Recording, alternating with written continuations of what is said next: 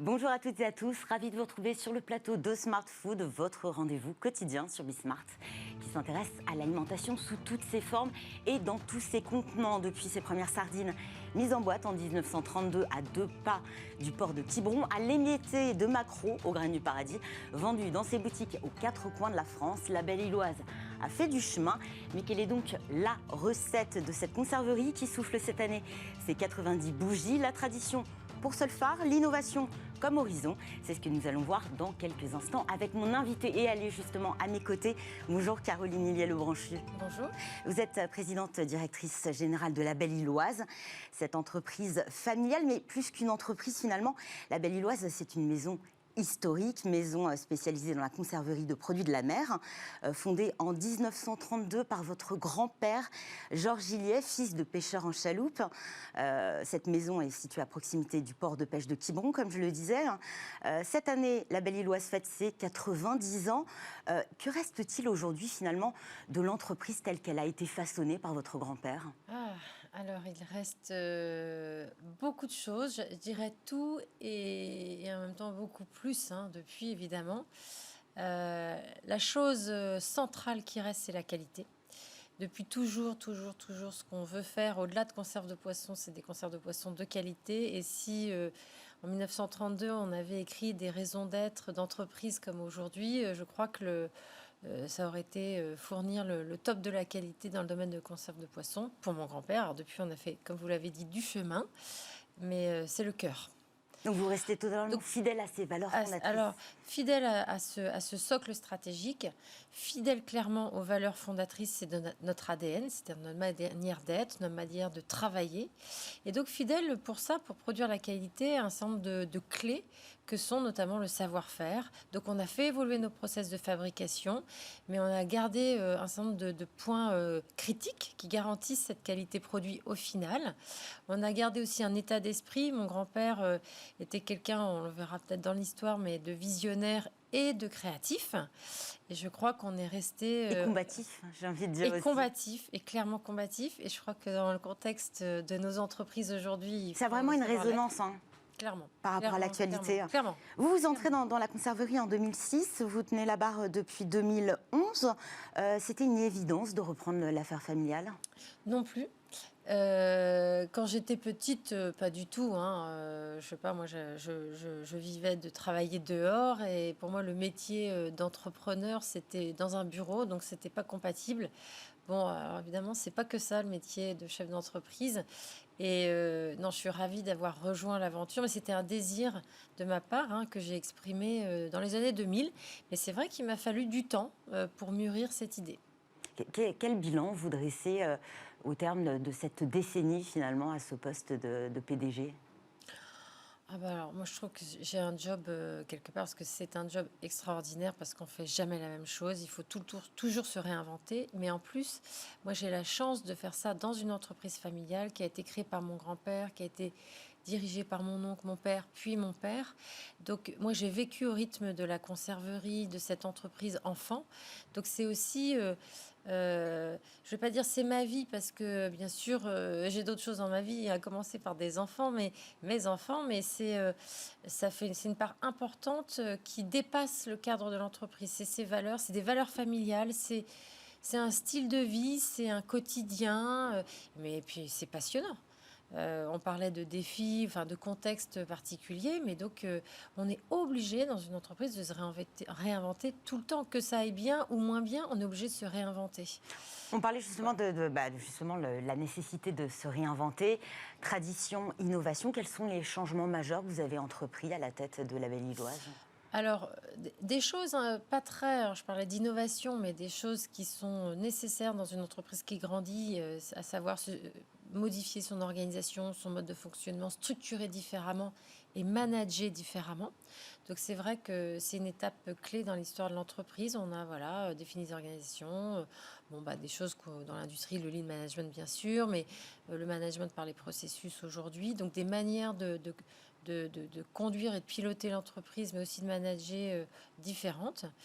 Et puis, on a fait évoluer nos process aussi de fabrication, c'est-à-dire qu'on a gardé et conservé le savoir-faire historique, mais il y a aussi des choses qu'on a largement améliorées. Il y a des choses qui ont une valeur ajoutée à être faites comme autrefois, je dirais, comme par exemple emboîter une sardine à la main parce qu'on choisit le poisson, parce qu'au-delà d'être bon, il va être beau. Mais tout ce qui est port de charge, quand c'est mécanisé, c'est pour le bien-être et le mieux de tout le monde, de la manière de travailler. Donc, des choses qu'on peut faire progresser. Et puis, on peut innover aussi dans des process pour des nouveaux produits. Et là, on n'est pas dans le savoir-faire historique, on est dans l'invention d'un savoir-faire. Voilà. Et donc ça, on a beaucoup innové ces dernières années. Je précise simplement qu'on voit des photos à l'écran, des photos prises par Patrick Forget. Est-ce que vous avez le sentiment aujourd'hui que la tradition et le savoir-faire donnent un second souffle aux PME aujourd'hui? Je précise aussi que vous êtes la présidente de tout nouveau club des entreprises de taille intermédiaire de Bretagne. C'est important ce socle tradition. On sait que le Made in France a le vent en poupe, c'est aussi un repère, un phare. Ce savoir-faire, cette tradition. Alors, en fait, c'est important, oui. Mais ce qui est important surtout, c'est d'avoir un objectif, une mission à accomplir. Et en fait, après, la question, c'est quel est le meilleur moyen pour accomplir cette mission? Nous, par exemple, on pourra reparler de notre mission, mais le meilleur moyen pour accomplir cette mission, c'est notamment de préserver notre savoir-faire pour garantir le goût, le visuel, enfin la qualité du produit. Et donc, c'est vrai qu'on se rend compte que des choses qu'on a faites depuis des années, des générations chez nous ou ailleurs, finalement, c'était la meilleure manière de faire pour obtenir le rendu souhaité. Mais tout dépend de l'entreprise, tout dépend de son objectif et sa mission. C'est pour ça que moi, je ne serais pas tellement une ayatollah de la tradition pour la tradition. C'est si elle apporte une valeur ajoutée, d'y revenir, de savoir la conserver, la préserver, parce que ça apporte une vraie valeur ajoutée pour le client, principalement, et puis mais aussi pour nos collaborateurs, pour l'environnement. Puis là, voilà. Effectivement, vous êtes à la tête d'une maison historique, donc c'est votre modèle, votre ADN. C'est notre modèle, mais parce que ça apporte quelque chose. C'est-à-dire que nous, notre vision, c'est vraiment de cette qualité qui est au cœur de tout, pour permettre à chacun, en fait, de vivre au travers de son alimentation mieux pour soi, pour sa santé, mieux pour la planète, parce qu'au travers de ses achats, il influe ce qui se passe et il influe son environnement, mais aussi avec plaisir. Du coup, pour répondre à cette mission, on va conserver des points de tradition et de savoir-faire, mais c'est la finalité qui va nous tirer et nous guider. Mais il est possible aussi, d'ailleurs c'est le cas, que pour atteindre cette mission, on innove complètement et qu'on se détache justement de la tradition et du savoir-faire pour réinventer autre chose. C'est un pas de côté finalement qui est complémentaire et qui permet d'aller de l'avant, surtout dans le contexte actuel. En tout cas, dans les années 60, la Belle-Illoise et surtout votre grand-père ont fait un choix, celui de l'indépendance. La Belle-Illoise crée son premier magasin pour ne pas avoir à traiter avec les grandes surfaces. Aujourd'hui, la Belle-Illoise, c'est près de 90 boutiques. Alors, on a ouvert le 11 juin notre 90e boutique. Ah, voilà. Donc, on est très fiers. On y est. Nos 90 ans, 90 boutiques. Exactement. Un site internet aussi et toujours pas de produits effectivement vendus dans les grandes et moyennes surfaces. Pourquoi ce choix de système de distribution directe ? Alors, le choix, là encore, je vous ai dit, mais je me répète, mais c'est vrai, c'est la qualité. C'est-à-dire que dans les années 60, l'objectif avec la grande distribution, et c'est toujours le cas, c'était d'apporter à tout à chacun, à donner accès à un grand nombre de références produits, notamment dans l'alimentaire, et à un prix accessible. Donc, en gros, il fallait fabriquer des volumes à moindre coût. Donc c'est bien, mais ça nécessitait de travailler différemment, et notamment pour nous, conserveurs de poissons. Pour faire du volume, il faut fabriquer toute l'année. Pour fabriquer toute l'année, il faut travailler du poisson congelé. Pour fabriquer moins cher, il faut mécaniser. On rappelle effectivement qu'il y a une saisonnalité dans la pêche. Exactement. Voilà, la pêche à la sardine, c'est entre mai-juin et octobre-novembre. Et du coup, forcément, ça dégrade la qualité du produit. Or, pourquoi pas, mais mon grand-père, pour lui, viscéralement, respecter son client, c'était conserver ce même niveau de qualité historique, et donc c'était pas possible pour lui. Du coup, de fait, il s'est fermé les portes de la distribution et il a fait le choix à ce moment-là, effectivement, et là c'est clairement visionnaire de dire, il faut que donc c'est l'avenir. Je ne veux pas y aller indirectement parce que je veux préserver ma qualité. Donc, qu'est-ce que je vais faire ? Je vais ouvrir un magasin de vente directe. Et c'est son impulsion de départ, ce magasin de 1967. Il y a des touristes, je vais vendre mes sardines aux touristes. C'était vraiment culotté à l'époque.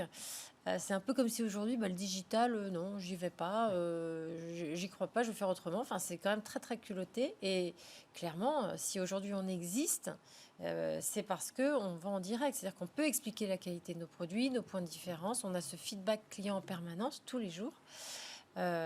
On n'a pas d'intermédiaire, donc on a un prix juste. Est-ce que justement c'est un moyen aussi de ne pas subir les négociations commerciales? On en parle effectivement beaucoup avec une réouverture dans ce contexte de guerre en Ukraine. Négociations commerciales, on le sait, souvent musclées. C'est aussi effectivement de ne pas se laisser dicter un prix. Tout à fait. Alors, ce qui nous a guidés au départ, c'était surtout de pouvoir garantir un prix accessible. Puisque à partir du moment où on fabrique un produit plus qualitatif, donc qui impose un certain nombre de process et donc de coûts supplémentaires, ça impose des coûts notamment par la sélection des produits et des matières premières, puisque finalement, c'est comme chez vous, quand vous faites à manger, plus vous achetez un produit, on va dire, qualitatif, on va dire A, par exemple, par rapport à un produit B, de note A versus un produit B, il coûte un peu plus cher. Donc déjà, la sélection du produit, des huiles d'olive, du poisson, des ingrédients, des épices, nécessite, vu qu'on cherche à avoir un produit d'excellence, d'aller parfois acheter plus cher des matières premières. Le process est plus exigeant, plus contraignant, manuel, donc il est cher à fabriquer. Et avec l'inflation ? Et avec l'inflation, encore plus. Mais du coup, comment vous faites pour garantir, si vous devez ensuite rémunérer, ce qui est bien normal, une succession d'intermédiaires? Votre produit devient invendable. Et donc, le principe de la vente directe, pour nous, c'était juste une question pragmatique. C'est le moindre coût possible entre nous et le consommateur final. Voilà. Néanmoins, vous l'avez dit, on ne subit donc pas les négociations, mais on a un client. Et donc même si aujourd'hui nos prix augmentent comme tout le monde, les boîtes vides, l'huile d'olive, les ingrédients, le poisson, tout, aujourd'hui on subit tous, l'énergie, j'en parle même pas.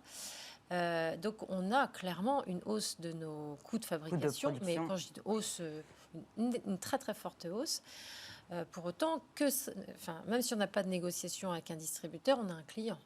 Et à la fin, il faut quand même qu'il soit prêt à accepter un produit à un certain prix.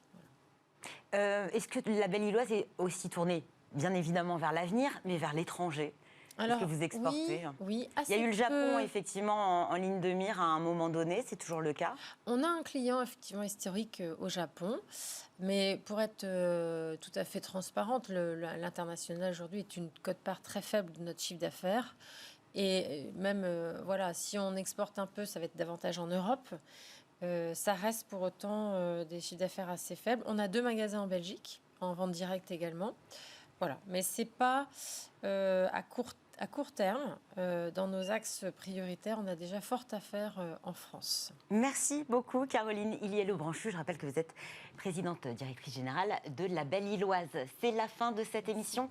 Merci à tous de nous avoir suivis. Merci à toute l'équipe qui m'a accompagnée aujourd'hui. J'aurai le plaisir de vous retrouver demain pour un nouveau numéro de Smart Food. Excellente journée à toutes et à tous.